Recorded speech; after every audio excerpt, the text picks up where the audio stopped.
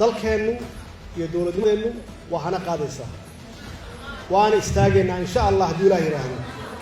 waxaan soo marnay taariikh adag duruufo adag marxalado adag ayaan soo marnay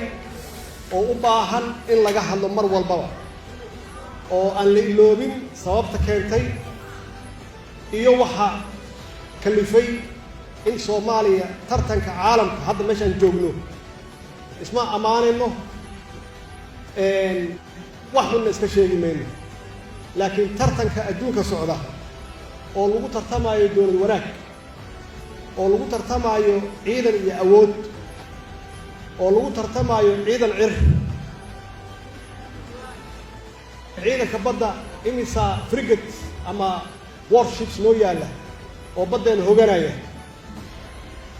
intee taangiye haysanaa waa lagu tartamaa ciidankaaga cududiisa intee leegyahay dowladnimadaadu seeta nadaafadeedu seeta dowlad wanaaggeedu seeta musuqmaasuqa see ka yahay ma dad fawda ah oo aan waxba xeerinayn oo wax alla waxay arkaan xaaqaaya miyaa mise dad nidaamka iyo sharciga u hoggaansan oo iimaan leh oo islaan ah oo sida caalamka u dhaqmaayo oo ka fog musuqmaasuq dalkeennu